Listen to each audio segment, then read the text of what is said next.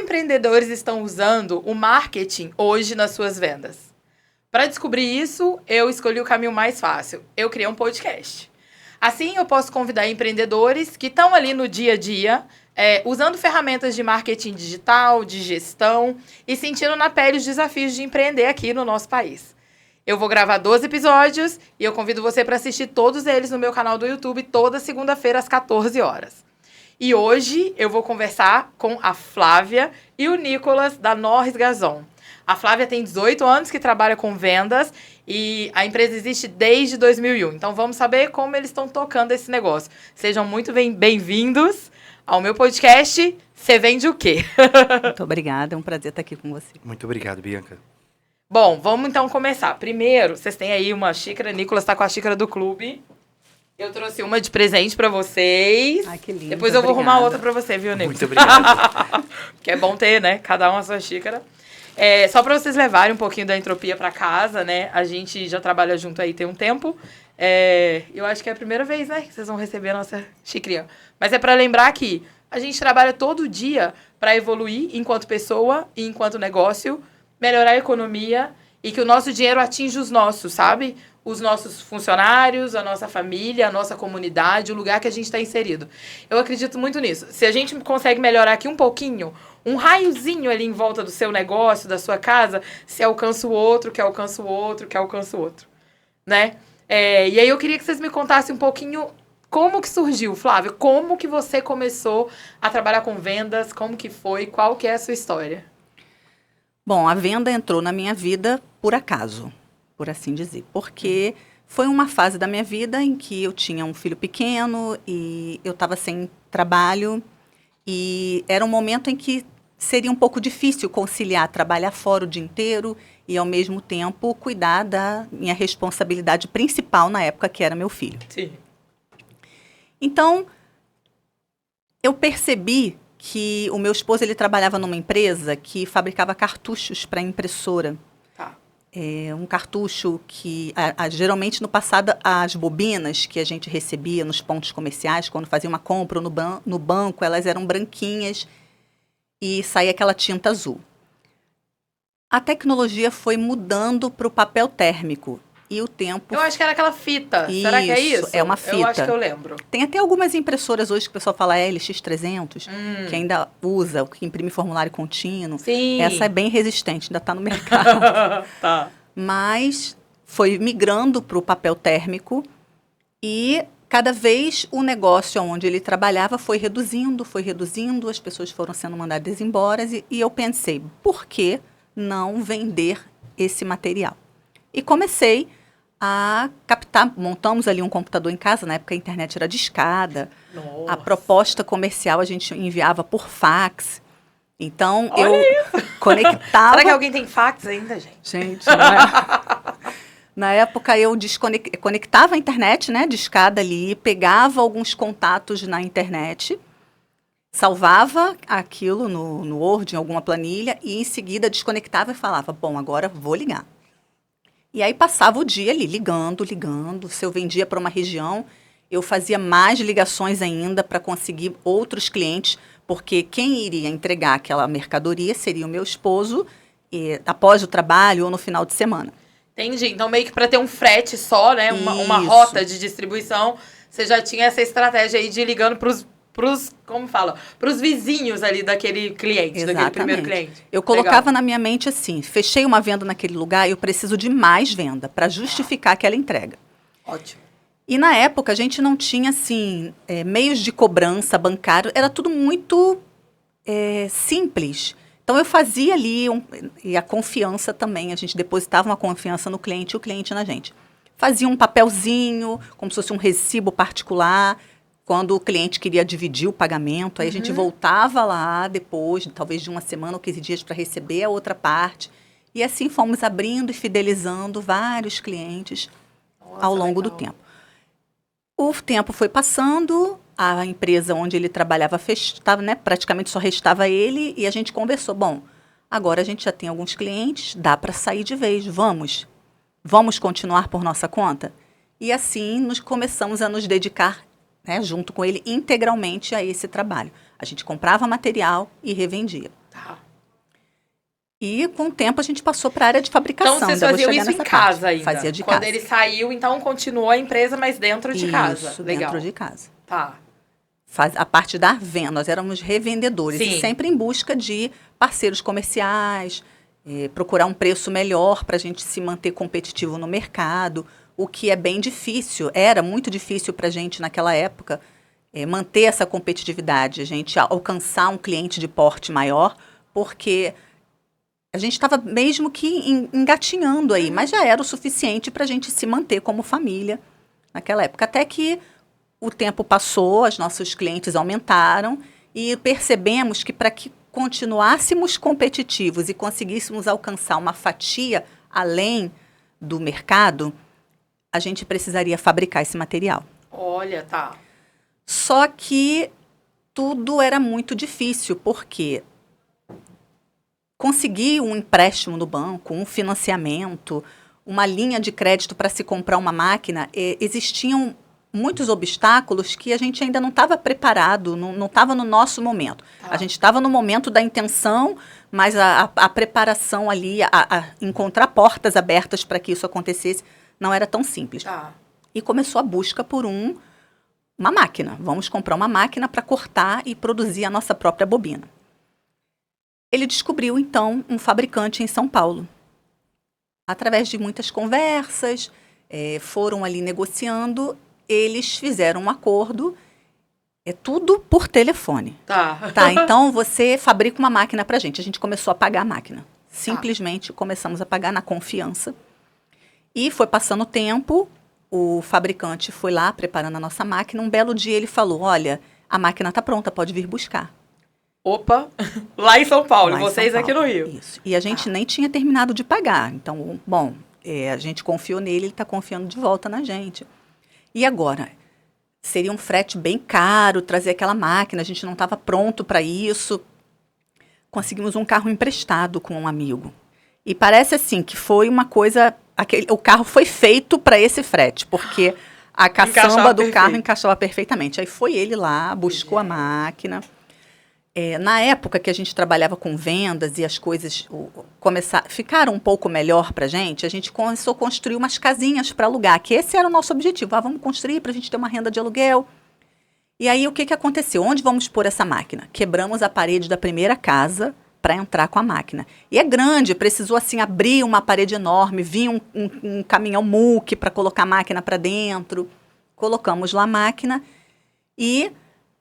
ele operava a máquina de noite, a gente eu ajudava a colocar as bobinas na caixa, o Nicolas ajudava também. Já estava lá na expedição. Lá.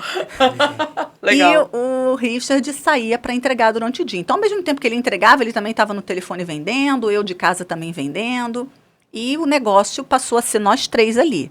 Ele ajudava um pouquinho de noite também. Às vezes, à tarde, depois da escola, quando dava, saía para fazer alguma entrega, para ajudar. E foi passando, a gente comprava um rolinho, o caminhão da transportadora vinha, entregava aquele um rolinho e a gente colocava para dentro. Até então, o escritório... Um rolinho de papel, um rolo imenso para vocês transformarem em bobina. Na época, acho que era um rolo de uns 200 quilos, aproximadamente. Tá. E dava para fazer... Eu não me lembro quantas caixas faziam, mas era o suficiente ali.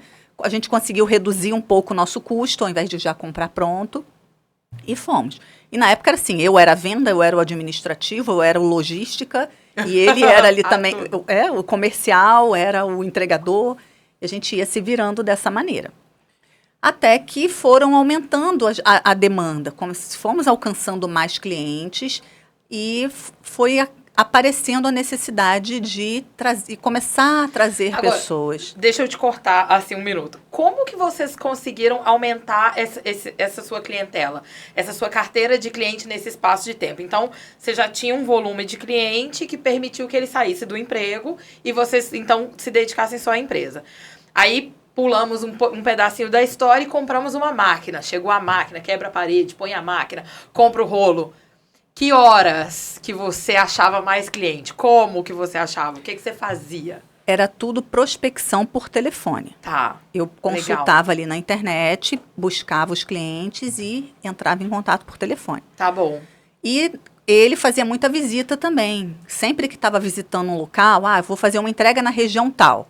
Então, ele já fazia aquela visita nos entornos, fazia, de repente, uma negociação. Então, já saía dali, muitas vezes, com já alguma venda fechada.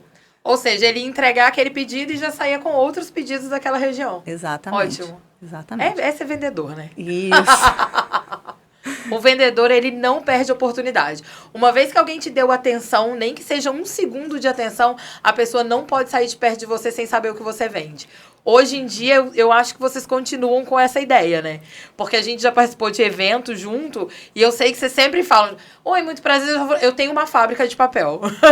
Sim, é engraçado que depois que a gente começa a mexer com esse material, a gente já entra em um lugar procurando uma impressora. Ah, entendi, o olho já fica ligado. Aí a gente já olha, vamos ver que papel é esse, vamos ver se tem alguma arte atrás. Uhum.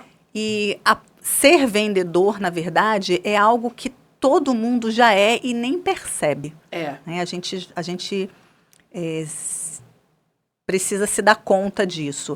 Porque você precisa ver a necessidade das pessoas, né? Então, eu imagino que nessas visitas do Richard, mesmo ele devia ter essa visão de, peraí, tem um comércio aqui do lado.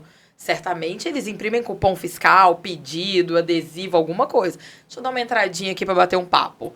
Porque nem sempre a gente chega oferecendo o nosso produto, né? Tipo, olha, eu tenho aqui uma bobina para comprar. Não, deixa eu entender o que você faz. Quantos pedidos saem daqui, né? Se é um restaurante, por exemplo, se é uma loja ou um e-commerce, né? Que também tira muito pedido, né?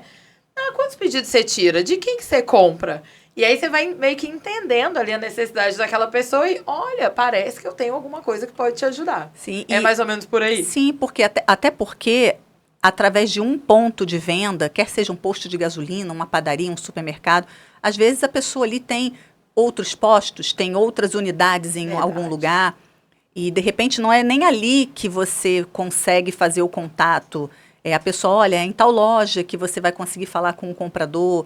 E é como se fosse uma investigação. Porque realmente não dá só para chegar no lugar, você precisa, você quer.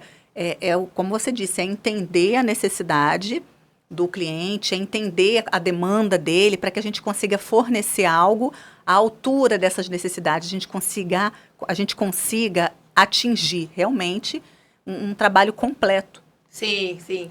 E aí, então, me conta. Então, vocês tinham uma máquina só, que ficava nessa casinha, que vocês destruíram a parede, né, para colocar. E aí continuaram cortando papel, entregando e aumentando os clientes. Você lembra quem que foi o seu primeiro funcionário? A primeira pessoa que você sentiu necessidade, assim, você falou, a gente precisa trazer alguém pro time. Quem que foi? Não a pessoa, talvez, mas a função, assim. Então, a primeira pessoa que a gente trouxe foi alguém para fazer um freelance à noite para cortar as bobinas pra gente e também fazer etiqueta, porque a gente também adquiriu uma máquina de fazer etiquetas, essas etiquetas legal. De balança que cola no queijo, no presunto. Sei. E a pessoa já tinha um trabalho, tinha experiência, então à noite ele vinha e fazia. Por quê? Porque ele tinha mais agilidade, ia conseguir operar e ter mais uma produtividade melhor do que nós mesmos fazendo. Tá. Olha, interessante. Então, a primeira pessoa que você agregou no time não foi um vendedor, foi alguém técnico. Exatamente. Para te liberar a hora, então. Exato. Sua, do Richard. Para aumentar a nossa produtividade. Sim. Porque, às vezes, o tempo que a gente passava ali cortando, uma pessoa com mais habilidade faria em menos tempo. Ótimo. Então, as primeiras pessoas foram justamente na produção. Uhum. Até então, a parte de vendas ainda funcionava dentro da minha casa. Tá. Em seguida, a gente teve a ideia, preciso de uma vendedora. Porque, na época, eu tinha acabado de ter o meu segundo filho. Tá. E aí, Que janela de tempo que a gente tá falando aqui, só pro pessoal ter essa ideia, assim, né? Porque, assim, eu vou te falar, o que acontece com as pessoas nos dias de hoje, com a maior parte delas, né?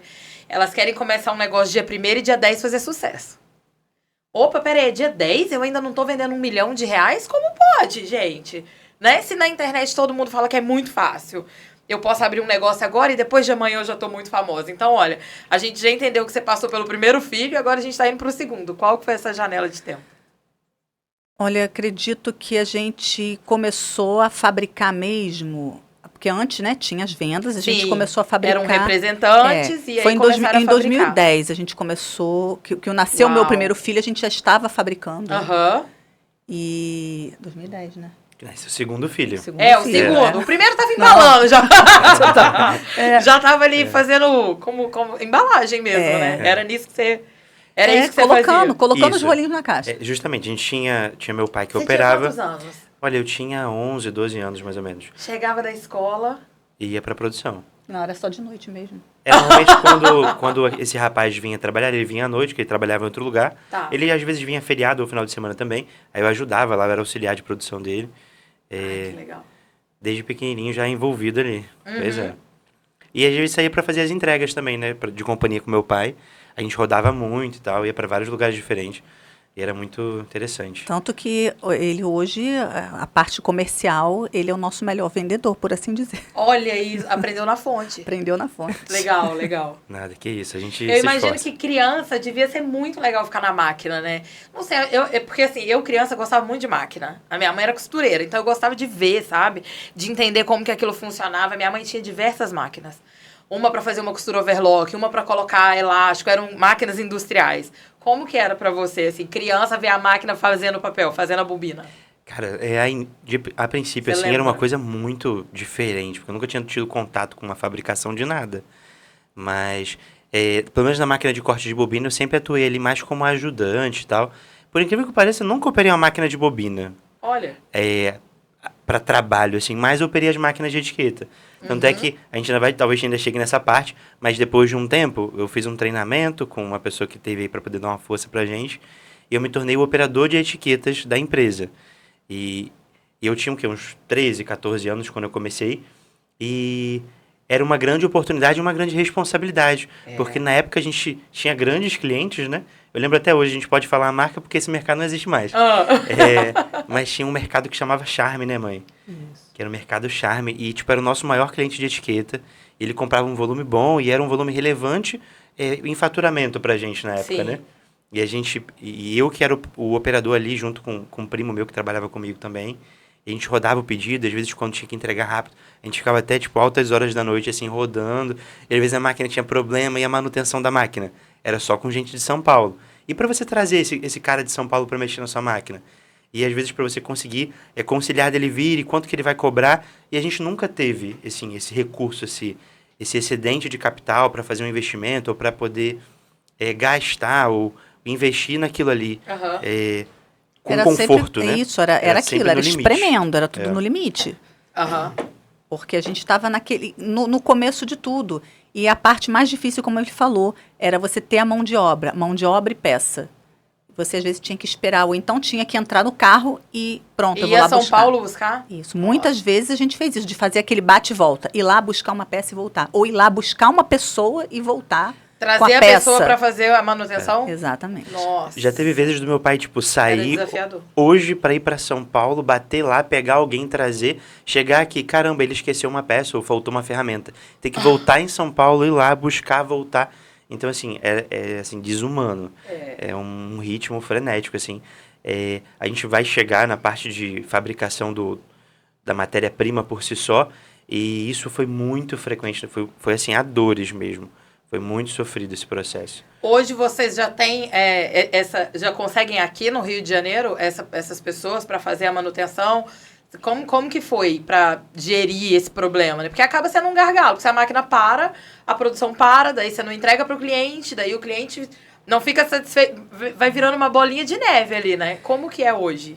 Hoje a gente já tem alguns parceiros, temos até algumas pessoas no Rio Tá. que fazem algumas manutenções eletrônicas, mas o mecânico, o técnico, né, que fez a engenharia da máquina, hoje ele se tornou um grande amigo nosso e compramos outras máquinas com ele e agora ele já vem a cada 15 dias, né?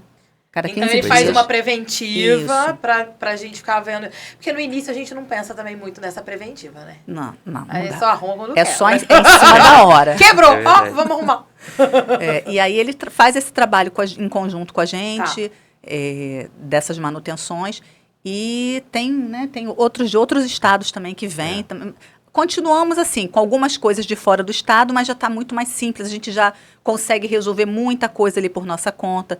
Conseguimos montar uma oficina atualmente com todos os equipamentos para fazer as peças, para né, providenciar as peças de reposição, coisas que teria que fazer muito longe ou fora. Então, a gente já está um passo bem à frente de toda aquela dificuldade do passado. Me conta aqui um desafio. Como é que foi para sair de dentro de casa e ir para um espaço... Agora é só a fábrica, gente. Agora é só a empresa. Você lembra disso? Tem memória dessa Sim. época? Eu imagino que sim, né? Nessa época, eu tinha chamado estava com um bebê pequeno e é aquilo. Eu tinha o cercadinho ali do lado da minha mesa... Ficava aqui a criança brincando. E ele ali, e aquele malabarismo, né? De estar no colo, de atender um telefone. Eu falei assim, eu preciso arranjar uma pessoa para ficar aqui comigo para ajudar a olhar ele. Tá. E chamei uma menina, ela estudava de manhã e a parte da tarde ela vinha para cuidar dele.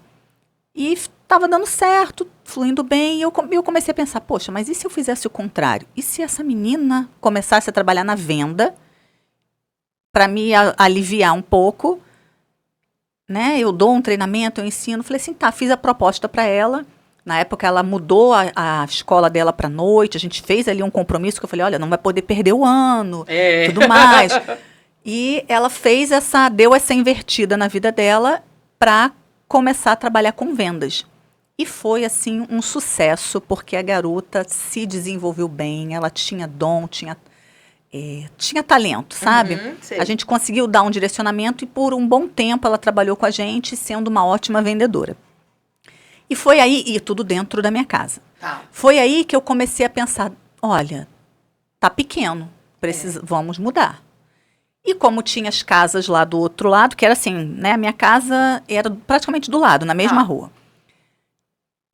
Era uma casa que estava alugada, uma casa, né? Era quarto, sala, cozinha e banheiro. Era 2 em cima e 2 embaixo. Embaixo, a primeira estava com a máquina. Ok. E eu falei assim, vamos fazer o seguinte, esse inquilino está prestes a sair, vamos desativar a casa e vamos transformar num escritório.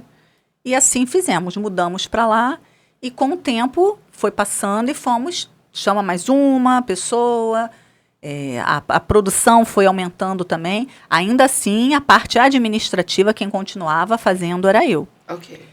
Só que é aquilo, né? O tempo vai passando e ficava difícil eu me concentrar em tanto trabalho operacional e não conseguir ter espaço para poder treinar, preparar outras pessoas, enxergar outras demandas da empresa. E, devido a isso, a gente foi trazendo outras pessoas, fomos treinando. Porque lá... É muito difícil a gente conseguir uma mão de obra específica para o nosso trabalho, por exemplo, na parte de produção. Então, tudo que a gente traz de capital humano, a gente treina ali. Entendi, ensina em casa. Isso. Muitas vezes vêm pessoas trabalhar com a gente, primeiro emprego. E aí a gente tem que treinar, a gente ensina, a gente mostra ali. Agora a gente tem pessoas lá que já treinam pessoas, não depende só de mim. Já escreveram esses processos, Sim. né? E aí consegue replicar isso. Exatamente. O Nicolas, por exemplo, ele, na parte da etiqueta, a gente teve um momento na empresa que precisou treinar do zero outras pessoas. Ele foi lá, treinou, ensinou. Hoje essas pessoas já são capazes de ensinar outras. E a gente saiu daquela prisão, por assim dizer. Uhum. É uma dependência, na verdade, né? Você fica a gente fica refém. Exato. E aí, como que vocês entenderam que precisavam, criar um processo para ele ser replicado? Que horas que deu esse estalo, assim? Essa luz? Porque uma coisa é assim, eu posso vir aqui e te ensinar. Outra coisa é eu escrever e virar um documento, e aí, porque aí eu consigo te ensinar, você consegue ensinar o próximo, e isso vira uma reprodução, né? A gente escreveu os processos, não foi rápido e nem foi da noite para o dia. Uhum. E a gente aprendeu a duras penas que isso era importante quando? Normalmente é assim. Quando a gente perde um colaborador, seja pelo motivo que for, e ele vai embora e leva todo aquele conhecimento embora. E a gente tem que começar do zero. E é quem? Tá na gente, porque tá na nossa cabeça, tá na nossa mente. Sabe que esse é um desafio? Eu tive um chefe que ele falava assim, se o que você sabe tá só na sua cabeça, você não vale. Porque uma vez que você se for, acabou o seu conhecimento. né? E se você for pensar assim, grandes nomes da nossa época, grandes nomes no mundo, né? Por que esses homens e mulheres são grandes nomes? Porque o que eles sabiam está anotado em algum lugar. Sim. Tá escrito. Escreveu um livro, escreveu na pedra, né? Porque ele falava muito isso. Ele falava assim, alguém escreveu os mandamentos numa pedra, porque senão a palavra no vento ia embora. Quem recebeu os mandamentos morre, ninguém ia saber que a gente tem ali 10 mandamentos para seguir, por exemplo, entendeu? Sim. Então, nas empresas, às vezes a gente só faz o processo quando a gente tem essa tristeza aí. Eu vou te falar, eu tenho uma questão com o funcionário embora. Tinha época que eu pensava assim, gente, por quê? Parecia que a pessoa estava terminando um relacionamento comigo, sabe? Mas eu gostava tanto de você, eu te contratei. Não me deixe. E às vezes ia para um trabalho melhor, até oportunidades melhores, né? O médico, a equipe já não estava dando tão certo, mas aquilo me doía. E me doía porque normalmente eu ia perder isso, eu ia perder a inteligência, porque eu não tinha notado. E aí também foi quando a gente começou a entender, assim, na época eu trabalhava numa outra empresa e a gente começou a entender, não, peraí, por mais que isso aqui seja, por exemplo, era uma cozinha, eu preciso de ficha técnica.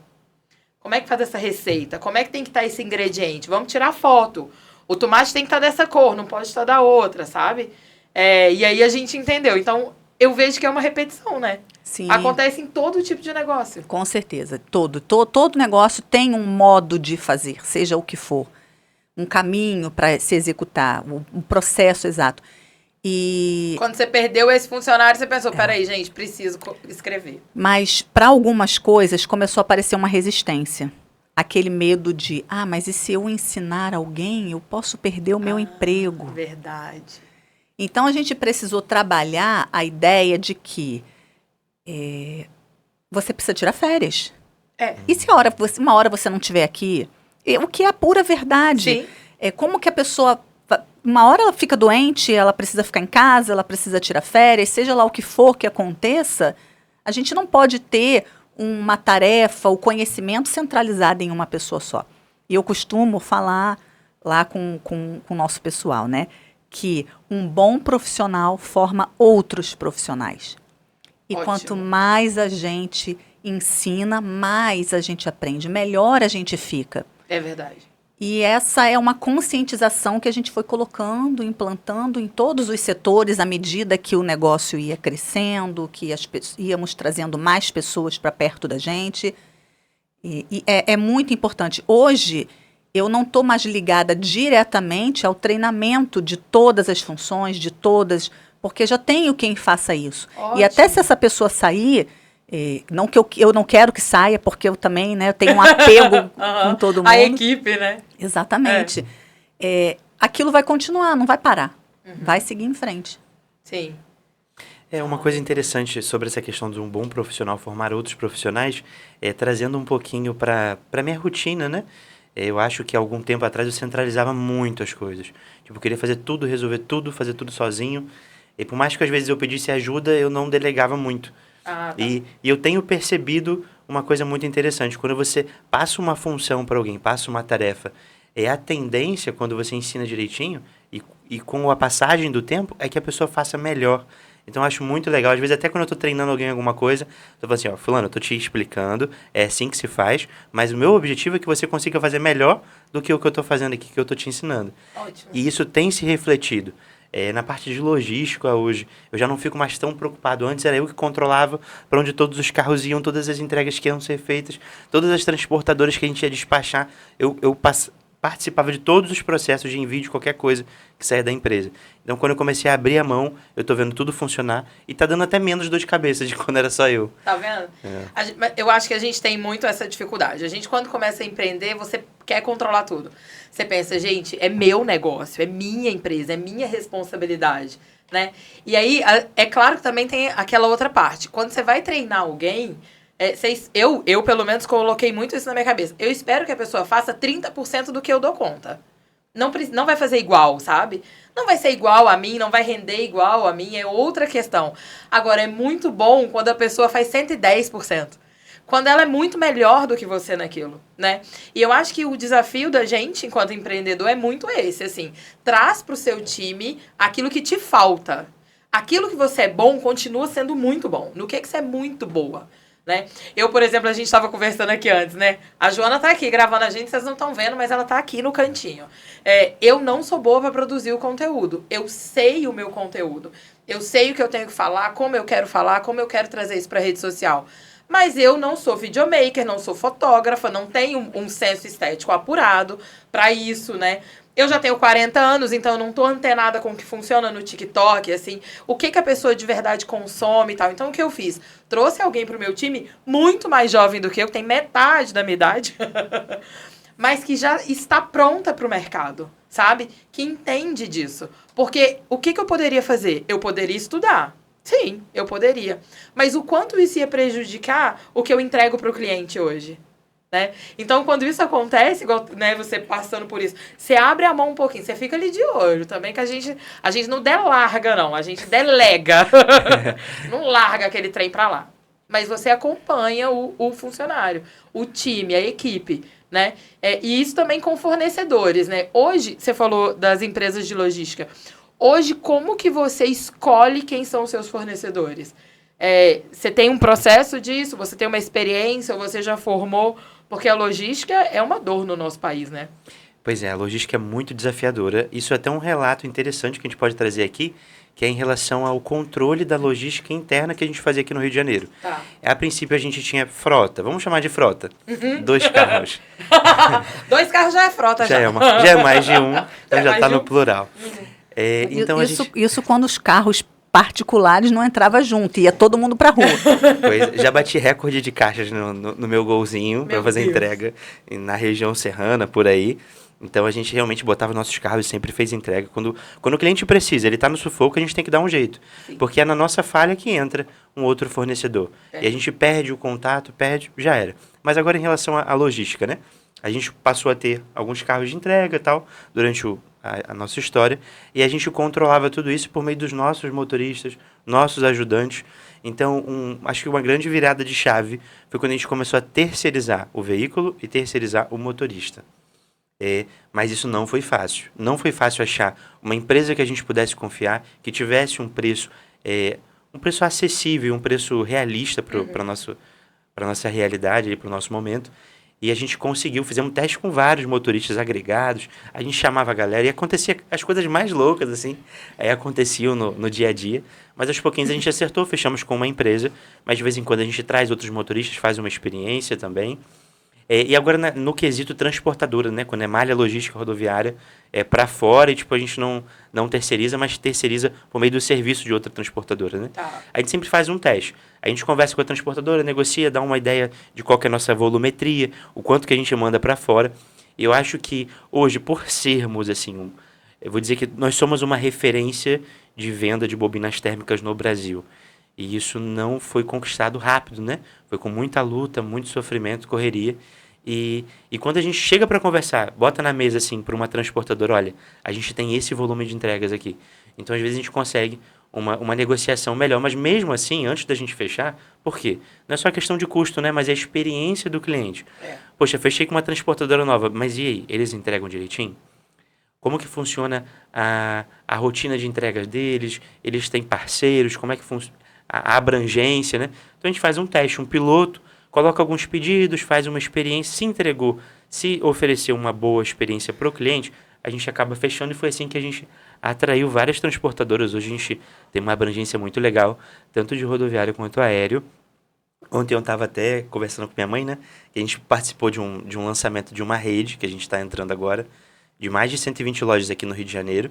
E eu queria transmitir para eles, né? Falei, vou usar aquela frase, a gente entrega do IEPOC, né? Oiapoque ao Chuí. Oiapoque ao Chuí. Uhum. A gente tem alguns clientes no Acre, para vocês terem ideia. Legal. Recorrentes, né? Uhum. Então a gente consegue alcançar, nosso braço está alcançando bem locais bem distantes aqui do Rio de Janeiro, né? E a gente está muito feliz com o resultado e estamos evoluindo a cada dia.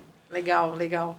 Me conta uma coisa, como é hoje para vocês o desafio de se manter atualizado? né? Enquanto negócio mesmo, né? Porque, sim, vocês já são uma referência no mercado, né?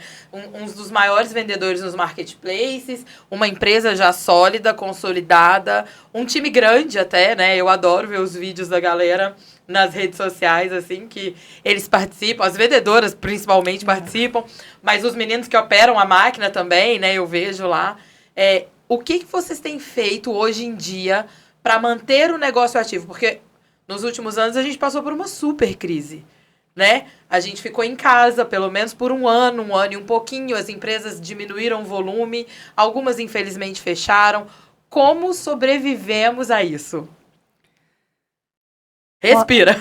Olha, eu confesso para você... Porque é desafiador. Foi muito desafiador. A pandemia foi assustadora. Porém, na pandemia nós dobramos de tamanho. Nós saímos daquela casinha apertadinha, que já estava pequena para a gente.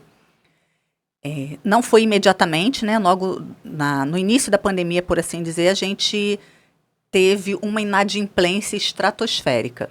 Sim, imagina. Ficou todo mundo devendo. E aí bateu aquele desespero. E agora? Como é que eu vou pagar fornecedor? Como eu vou pagar a minha folha salarial? E agora? Então, a minha primeira reação foi falar com o time, gente, olha, vamos entrar em contato com quem está devedor e vamos facilitar tudo para eles. Paguem como puderem, paguem quanto puderem.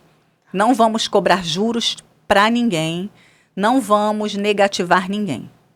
Nossa, que legal. Em menos de 3 meses, a gente já tinha todo mundo ali reativado, não tinha mais ninguém devendo. Nossa, que legal. E mantivemos ali, daquele momento em diante, um critério um pouco maior para poder dar crédito, porque a gente trabalha com boletos e tudo mais. A gente foi um pouco mais cuidadoso e fluiu, foi dando certo. E o que permitia se abrir naquele momento? Farmácia, mercado, todo mundo que trabalhasse com alimento, e era justamente o que a gente vendia. O suprimento para manter esse pessoal ativo e funcionando. E vocês conseguiram manter a entrega, então? A produção e a entrega nesse período? Conseguimos manter a produção e a entrega. Na época, aqueles rumores, porque vai fechar, porque não vai poder passar de um estado para o outro. E quem ia em São Paulo buscar o material era meu marido. Então, ele ia lá na nossa van, carregava, toda semana ia para São Paulo buscar material. Toda semana ia para a gente poder dar conta. A gente ficou literalmente na linha de frente. Tem gente que... A gente saiu de casa todos os dias, a gente foi trabalhar todos os dias, a gente entregou todos os dias. Porque às vezes a gente não pensa do lado de cá, né? Assim, para o mercado continuar aberto e continuar conseguindo entregar alimento. Porque, por exemplo, eu fiz compra de mercado só online, assim, ou no WhatsApp, ou em app, né, de supermercado mesmo. Para ele continuar aberto, ele precisa da bobina lá térmica para emitir o cupom fiscal para a gente pagar. Isso. Ele precisa de etiqueta térmica para colocar nos alimentos que vão chegar na nossa casa. Então, acaba sendo um trabalho muito de linha de frente mesmo, manter aquele pessoal ativo. Também os hospitais, né, porque também imprime etiqueta no hospital de atendimento e tudo, né? Exatamente. Nossa, não tinha pensado. O suprimento teve que continuar. Porque é os bastidores, entregue, né? os bastidores das operações deles ali. Porque senão a operação para, né? Exato. Hoje tem cliente que para, que liga assim e fala, cara, eu não vou ter bobina amanhã, eu não vou conseguir abrir a loja. Me entrega aqui, pelo amor de Deus. Já aconteceu isso? Tem algumas pessoas mais desesperadas, sim. Não se programam muito. Mas geralmente eles pegam assim, se acontecer alguma falha na comunicação, porque às vezes eu falo assim, gente, olha, ligou para o cliente, se ele falou assim, eu tenho muito, sentiu, percebeu que ele está agitado, ele pode estar ocupado. Liga de novo outro horário, liga no dia seguinte, porque às vezes ele nem sabe o que está falando. A gente sabe que a gente tem um histórico de compra dele. Às vezes você sabe que está na hora de comprar, né? E aí, mas acontece de, me entrega amanhã. A gente faz o máximo para entregar no menor tempo possível, mas geralmente eles dizem, vai ali com um colega, com a loja do lado, pega um rolinho emprestado, se vira, e a gente fala assim, olha, então pega aí com seu colega que eu vou te dar uma bonificação, eu te mando um rolinho de presente para você pagar o colega aí. Para dar esse tempo. Mas assim, a gente consegue gerenciar e administrar bem caso aconteça a urgência com alguém. Final de ano acontece urgência com muita gente. É aí que a gente pega uma fatia boa também do mercado, quando às vezes aquele cliente novo, vem muito cliente novo pra gente, né? No Nossa, final de ano. quantas vezes? É danado. Tem clientes que já tem até esse rótulo lá na empresa. Só aparece dia 25 de dezembro. Ai, meu Deus. Temos... Virou o Natal, acabou as bobinas, tudo. Exatamente. E como os nossos grandes concorrentes, né, outras fábricas, às vezes encerram, dão férias coletivas, aí, às vezes ou outra, aparece aquele cliente, olha, acabou minha bobina, e agora, entra em contato e você tem como entregar para mim entre dia 25 e dia 1º? E a gente entrega. E foi assim que a gente período abriu. das férias coletivas. Justamente. Exatamente. Conseguimos abrir muitos clientes assim, às vezes atuando na falha ou na indisponibilidade de algum material, então a gente consegue entrar. Em relação à pandemia, né, começou em 2020 e um detalhe interessante, o nosso e-commerce começou em 2020 também. E começou de uma maneira assim muito amadora ainda, a gente ainda estava entendendo como que funcionavam as plataformas. Tanto é que o primeiro marketplace que a gente começou a vender foi o Parceiro Magalu. Nossa. O Parceiro Magalu é um marketplace simplificado da Magazine Luiza para pequenos empreendedores. Aí a gente começou ali, fizemos alguns anúncios. Eu lembro, essa parte é muito engraçada. Eu lembro que, beleza, a gente tem que fotografar o material. A gente não tinha tanto recurso assim para fazer grandes fotos, né? Então, às vezes, a gente pegava na internet uma foto ou outra, colocava alguns elementos da nossa empresa ali, e eu sempre procurava as referências. Caramba, quem é a referência que está vendendo isso aqui hoje? E não tinham muitas referências, assim, muitas empresas grandes vendendo. E, às vezes, eu pegava uma imagem de um, de outro, melhorava ali e colocava nos nossos anúncios. E é engraçado que hoje a gente está no movimento contrário. Como a gente começou em 2020 e não tinha ninguém para a gente se inspirar, hoje a gente vê muitos anúncios descaradamente copiando a descrição, copiando foto, entrando no nosso catálogo ali. Nem Pega podia. a sua foto e usa. Terríveis. Gente. Pois é. Ah, seus terríveis. E aos pouquinhos o que começou, né, com 1, 2 caixinhas ali naquele marketplace pequeno, foi evoluindo, entramos em outros marketplaces maiores e por alguns anos a gente estava tipo no pódio ali de produtos mais vendidos da categoria. E isso era um privilégio, né? A cada medalha que a gente chegava na plataforma, tipo, era uma comemoração. Olha, a gente precisa vender mais um pouquinho, mais, sei lá, 10 mil aqui pra gente conseguir bater o mercado Platinum, por exemplo. A gente vai começar a ser coletado. Nossa, vamos começar a passar aqui. Meu Deus. A gente comemora cada coisinha, né? Pois é. Porque é muito legal mesmo ver o crescimento, assim. Quando a gente vende online, é muito bom porque o número aparece na tela, né? Então, tem cliente que me conta, assim, que fica dando F5, assim. Cada vez que o relógio vira a hora certa, vai lá e dá um F5 pra ver se atualiza. Gente, calma, segura essa ansiedade. Vamos olhar daqui 2 dias, 3 dias. Bianca, não consigo. Eu não consigo, eu tenho que ver minuto a minuto. Aí, imediatamente, na hora que cai a venda, já... Meu Deus, embala, meu Deus. Calma, gente. E você sabe que tem muita gente que tem medo de entrar no e-commerce. É verdade. Tem medo de entrar no digital. Como que foi pra vocês, né? Porque, olha, vocês já tinham alguns anos de empresa fora do mundo online, né? E aí vocês decidiram ir pro mundo online. Quem que trouxe essa primeira ideia? De quem foi... Essa primeira frase, assim, gente, e se a gente vendesse no e-commerce? A gente flertou por um tempo com essa ideia. Vamos vender na internet, mas aí aquilo nunca acontecia, nunca saía do papel, até que o Nicolas, ele teve essa iniciativa da gente criar esse primeiro anúncio. Tá. E como ele falou, foi tudo muito orgânico. Caía um pedidinho, aí ia lá, montava aquele pedido, entrava no carro, ia lá colocar no ponto de coleta. E todos os dias, até que foi passando, como ele falou, foi aumentando as vendas. E a gente tinha que remanejar. Vamos pegar alguém da produção para ajudar. E cada vez a gente foi trazendo uma pessoa para ajudar. E tudo assim, a gente na época, assim, não tinha o que tem hoje, essa explosão de pessoas ensinando a vender online, ensinando a entrar no e-commerce. Agora... é muito comum. Muito mais conhecimento disponível, né? Verdade. E nessa época, não. Era bem simples. Não tinha. Foi por muita pesquisa, muito estudo, muita... da parte dele. E não é uma coisa impossível. Tanto porque a gente fez por nossa conta, sem recursos externos. Imagina se a gente tivesse esses recursos externos. E agora a gente tem um setor exclusivo para isso na empresa. A gente tem as nossas caixas personalizadas. Antes eu era louca da caixa. Eu ia num mercado e ficava catando caixa. O quê? Com outros, caixa do biscoito, Qualquer caixa do caixa. amaciante. Todo quanto é caixa. Eu era louca. Quando eu vinha com o carro cheio, porque são formatos diferentes, tamanhos diferentes, quantidades. Então eu era louca da caixa. Vinha com o carro cheio e chegava lá no setor. Gente, olha a quantidade de caixa que eu consegui. Tem o caixa de todo tipo. Vocês querem embalar o que hoje? Biscoito, amaciante, sabão em pó, tudo? Exatamente. E é geralmente assim que o pessoal começa mesmo. Inverte a caixa. Hoje o pessoal que tem esses cursos dá, olha, inverte a caixa, vira ao contrário para você embalar. Para não aparecer a marca. E o nosso e-commerce, ele progrediu a ponto de se equiparar ao faturamento da nossa empresa. Ele chegou um momento que a gente faturava mais através do e-commerce do que a nossa empresa com a venda direta. Sim. De tão expressivo que ele se tornou. E hoje você tem um time que atende os pedidos do seu e-commerce, né? Já está separado, assim. Você tem as meninas que atendem só pedido de e-commerce? A gente tem um setor que atende só o e-commerce. Tá. Eles ficam ali responsáveis pela emissão dos pedidos, o faturamento, a separação, a identificação correta de cada material.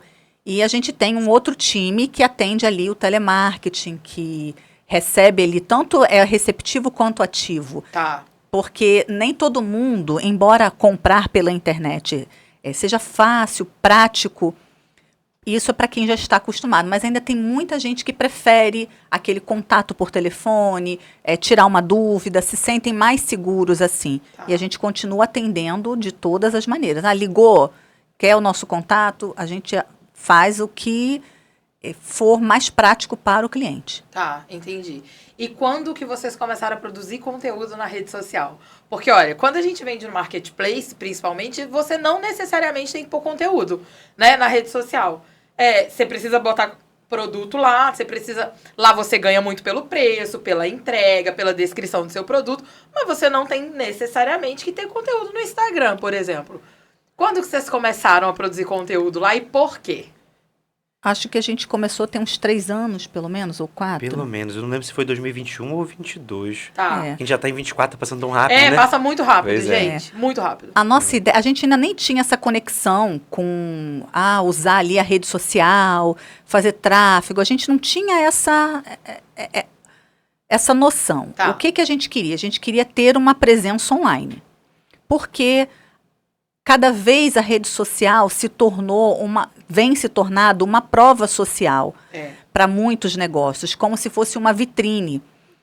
Muitas vezes hoje você fala de uma marca, fala de um produto, a primeira coisa que as pessoas fazem, peraí, deixa eu achar o Instagram deles. Ou qual que é seu Instagram? Me fala, deixa eu dar uma olhadinha. Tem muito isso. Exatamente. Tem muito isso. E lá a pessoa consegue ver o que a pessoa trabalha, quais são os produtos, compreende um pouco mais a respeito daquele negócio que você está em busca. E começou modestamente assim, para ter essa presença, para ter essa identidade visual. E foi funcionando. Aos poucos a gente foi, eu costumo falar, né? Eu fico toda boba assim com o nosso Instagram. O seu Instagram tá muito legal. Porque não é só um Instagram de um produto que você chega lá e só vê, mas você tem um conteúdo divertido, descontraído, informativo. Eu falo muito isso com as pessoas, sabia? Muitas empresas, elas têm dificuldade de saber que tipo de conteúdo que vai produzir. Mas como que eu vou produzir? Por exemplo, eu só vendo caderno, como é que eu vou produzir um conteúdo? O conteúdo do Instagram, ele serve para algumas coisas. Para atrair o cliente, que é meio óbvio, mas também para envolver o time, para deixar as pessoas que trabalham com você orgulhosas de trabalhar ali, sabe? Porque a gente, quando tá do lado de cá e a gente é funcionário de alguém, a gente fala, não, deixa eu te mostrar aqui onde eu trabalho, olha aqui o Instagram. Então tem que ter esse sentimento de orgulho do time, tem que ter o sentimento do cliente de orgulho, de confiança, porque o cliente, quando quer indicar para um amigo, ele também mostra o Instagram. Ele fala, não, olha, eu compro bobina da Norris Gazon, olha aqui o Instagram deles, você faz um orçamento, né? De vez em quando eu tô aqui no clube, e umas semanas atrás eu tava aqui e ouvi o pessoal, até de um e-commerce, falando de papel. E aí eu cheguei, né, a gente vai chegando junto, mas você tá comprando aonde? De quem? Ele, não, eu comprei no marketplace. Eu falei, não, deixa eu te mostrar uma pessoa pra você seguir. Ele olhou, ele gostou do vídeo, ele seguiu a conta. Passou uns dias, ele me mandou a mensagem que ele tinha comprado no Marketplace de vocês. Ele falou, não, eu comprei no Marketplace, mas é essa marca, Bianca. Eu falei, é isso, Brasil? Porque a rede social, às vezes ela não faz a venda de forma imediata, né? Mas ela tá ali para envolver a marca, para colocar a marca no dia a dia da pessoa. Então, quando vocês trazem informação, por exemplo, como que escolhe a bobina, qual é a melhor bobina para o seu negócio, como é que você estoca, qual a quantidade que você precisa ter. Né? Porque também, às vezes, o lojista, ele não sabe fazer essa conta. Ele olha ali e fala assim, não, ainda tem 2 rolinhos aqui, vai dar. Só que se tiver um grande movimento no fim de semana, se acontece alguma coisa naquela semana, não dá. Né? Sai um pouco. Isso. E aí, se tem um lugar para ele consumir essa informação, na hora que ele tá relaxado e tranquilo, ele vai fixar. Deixa eu fazer uma outra pergunta. Daqui a pouco a gente já tá caminhando para finalizar, mas é uma dúvida assim que eu tive aqui desde o início. Eu entendi que vocês montaram um negócio, começaram a vender na prospecção fria, aproveitava as entregas para fazer mais venda. Depois vocês foram para o Marketplace, foram para a rede social. Que horas vocês entenderam que precisava de anúncio? Tipo assim, não, peraí, a gente precisa fazer tráfego pago, anúncio na internet. No Marketplace também faz anúncio, né? Vocês pagavam lá para fazer o anúncio no Marketplace ou não? Não, a gente não pagava para fazer anúncio nenhum. A gente vende... Pagava, não. No Marketplace, no você lembra? No Marketplace, eles oferecem algumas ferramentas. Por exemplo, Shopee, tem o Shopee Ads. Mercado Livre tem. Tem o Mercado Livre Ads também.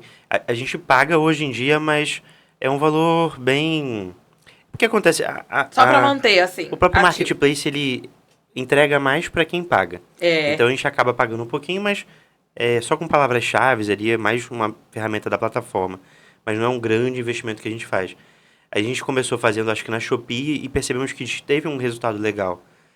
Poxa, o pessoal tá achando aqui, eu botei palavra-chave bobina térmica. Aí eu escrevi até errado também, porque tem alguns produtos... Errado, né? O pessoal entrava, e a gente botava sempre o lance mínimo, né, pra manter uma coisa acessível pra gente. Tanto é que foi engraçado, porque assim que eles lançaram, aos poucos foi subindo, né? Começou a ter concorrência, aumentou um pouco o custo do clique. Mas... Foi aí de uma maneira amadora, depois que a gente foi pensar mais além, né? Porque o que acontece? A gente sabe que vender no e-commerce é muito bom, quem não quer vender?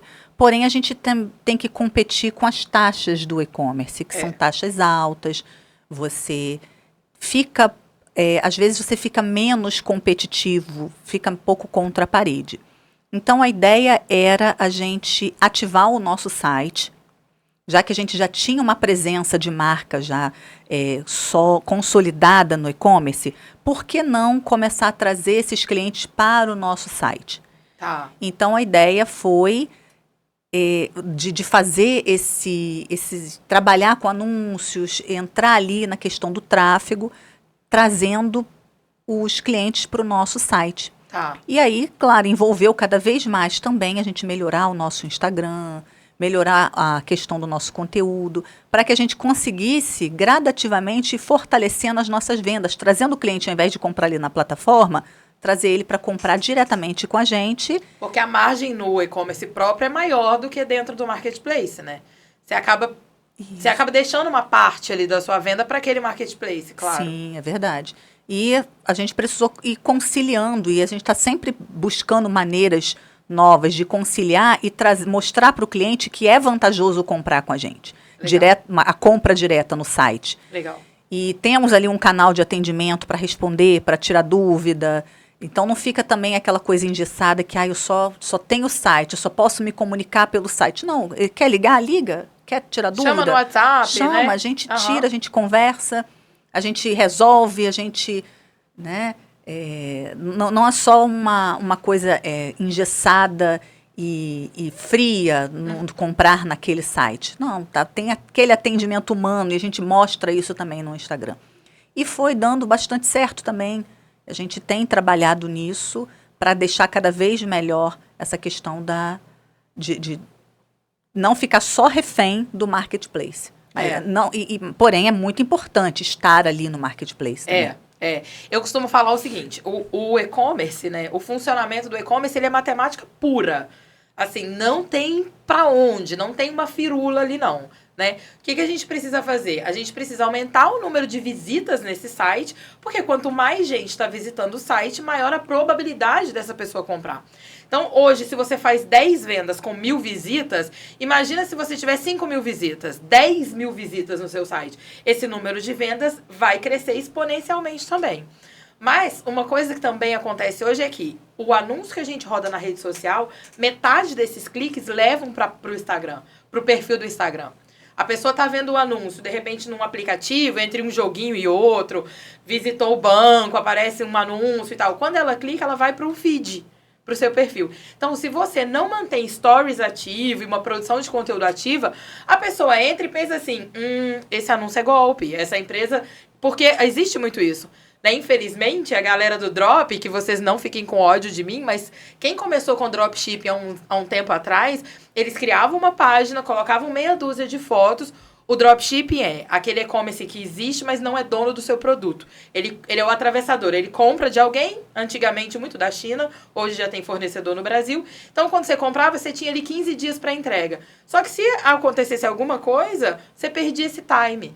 E aí você perde os 7 dias de devolução. Então, virou essa ideia de muita gente ainda não confia no e-commerce porque teve uma experiência ruim. Quase todas que eu escuto são de sites de drop. Né? Então, hoje, quando você entra no Instagram que não tem conteúdo lá, o último post foi há 6 dias, há 7 dias, há 10 dias, não tem nenhum story. Cadê as pessoas desse negócio? Cadê a galera dessa empresa? Não tem um WhatsApp para você tirar dúvida, sabe? Isso é um monte de objeção de compra que não vale o clique. Você já pagou pelo clique. Você fez o anúncio, a pessoa viu, entrou no seu site, você já gastou o dinheiro. Então, é o que eu falei no início, dá atenção. A gente já conquistou a atenção. Né? Agora, a gente precisa nutrir essa pessoa. Continuar falando com essa pessoa. Né? E aí, a matemática do e-commerce é essa. A gente precisa todos os dias trazer um volume maior de gente para a nossa página e, ao mesmo tempo, manter essas pessoas dentro da página. Então, a gente tem que melhorar a descrição de produto. É igual vitrine de rua. Sim. Você não muda a vitrine de rua? Você muda a loja, muda o look, muda a luz, coloca uma outra decoração. Isso acontece aonde? No banner do site. Então, quando eu falo assim, galera, vamos fazer outro banner... Vamos começar aí uma época nova, né? Por exemplo, vai vir Dia das Mães, vamos colocar um outro produto. Vocês vendem insumo, então a gente tem que trabalhar ainda antes do calendário comercial. Porque no Dia das Mães, o seu cliente já tem que estar com a bobina Exatamente. Dentro da loja. Né? E, às vezes, o lojista, como ele tem muitas coisas para pensar, ele não se atenta a isso. Que, tipo assim, será que meu estoque tá legal? Será que eu tenho insumo suficiente, né? Será que eu não preciso de uma sacola a mais, sabe? Papel, alguma outra coisa? Então, a gente tem que ter a produção de conteúdo informativa também por isso. Porque, às vezes, a galera vê o anúncio, mas ele já compra do seu concorrente. Mas ele vai entrar só para dar uma olhadinha. E aí, de repente, tem lá um conteúdo que vai ligar uma chavinha na cabeça dele e falar, opa, eu vou continuar comprando do concorrente.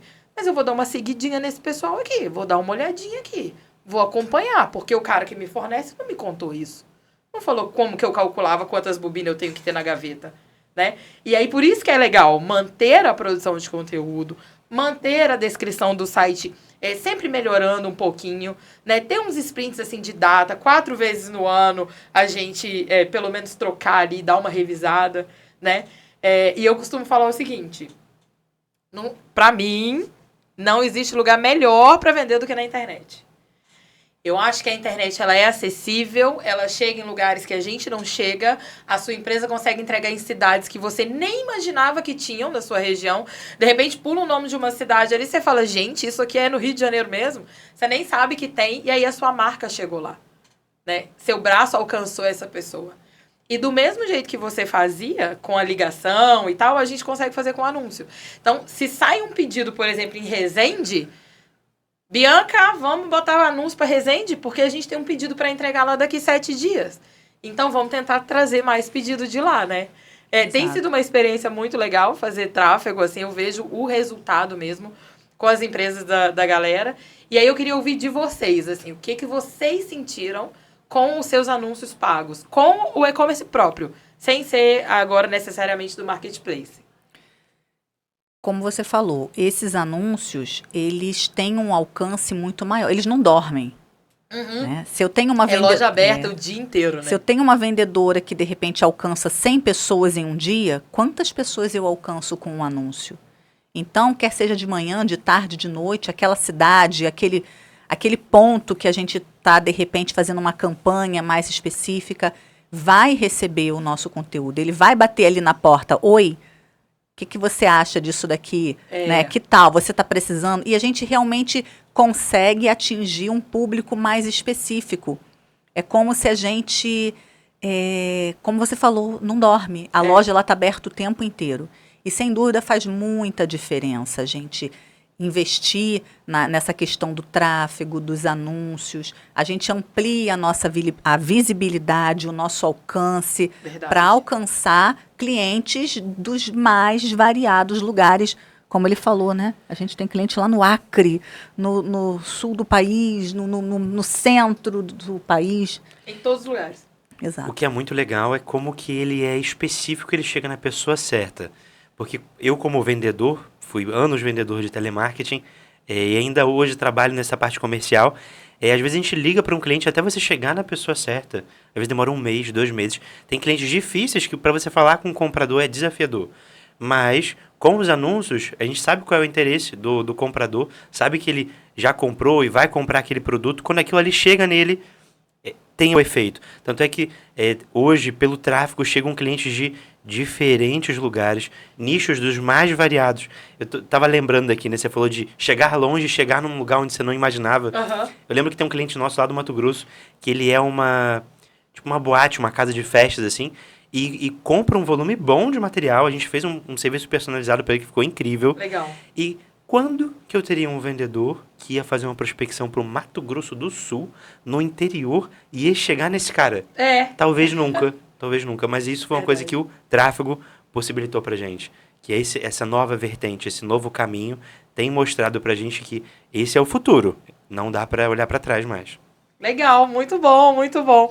Gente, a gente tá finalizando. Foi muito bom bater papo com vocês. Doeu, gente. Foi maravilhoso. Tava nervosa, eles estavam nervosinhos assim no início, mas relaxou. Achou. O que você colocou nessa água? Gente, beber água, conversar com você é sempre maravilhoso. Isso, obrigada. E pensar nisso já me tranquilizava. Poxa, a Bianca é uma pessoa tão maravilhosa, vai ser fácil, ela vai tornar fácil. Mas é fácil, é um bate-papo, é gostoso, é legal. Eu, por mim, ficava aqui batendo papo horas e horas, porque, né, eu tenho essa habilidade, não sei se você sabe, de falar infinito. Mas é porque eu gosto muito disso. Um dia a gente chega lá no Igor, sabe, que faz um podcast de 3 horas... A gente vai convencer ali o produtor. Mas pra gente finalizar, eu queria que vocês olhem ali para aquela câmera, que são as de vocês, e deixem uma mensagem final, assim. Eu quero 2 mensagens. A primeira, para quem tá ali correndo atrás, sabe? Batalhando, passando por um desafio, pensando assim, será que isso aqui é pra mim? Será que eu insisto no meu negócio? Porque tem gente que tá fazendo isso há 1 mês, há 2 meses, e eu falo com a galera, se você não tá fazendo isso exclusivamente há pelo menos 2, 3 anos, não senta para reclamar comigo. Né? Você ainda tem que comer muito pão. A gente tem que insistir no sonho, naquilo que a gente acredita, naquele negócio. A gente precisa ter um hobby, um prazer, que não seja ganhar o dinheiro. Para ganhar o dinheiro é trabalho. Mesmo que você tenha começado porque você ama, mas quando vira um trabalho, vira processo, vira time, gestão de pessoas, que eu acho desafiador. Né? Trabalhar rede social, trabalhar fornecedor, cliente, ou seja... envolve tanta coisa que deixa de ser exatamente aquilo que você ama, vira aquilo que você precisa. Então, eu queria, Flávia, que você deixasse uma mensagem para essas pessoas, sabe? Eu alcanço, assim, muitas mulheres que estão empreendendo também, né? E aí, mulheres como você, assim, que tiveram filho, depois tiveram outro. Então, além do desafio de empreender, você cuida da casa, você cuida das crianças, você cuida da família, porque a gente tem isso ainda, né? A gente alcança muita gente. E depois que você finalize convidando a galera para ver as redes sociais. Aí o Nicolas pode falar. Bom, o que eu posso dizer? Eu posso dizer para quem está começando, para quem já está no caminho, muitas vezes a gente começa a empreender por acaso. A gente simplesmente cai de paraquedas no empreendedorismo porque a gente está sem um trabalho ou quer complementar a nossa renda e aquilo se transforma em um negócio.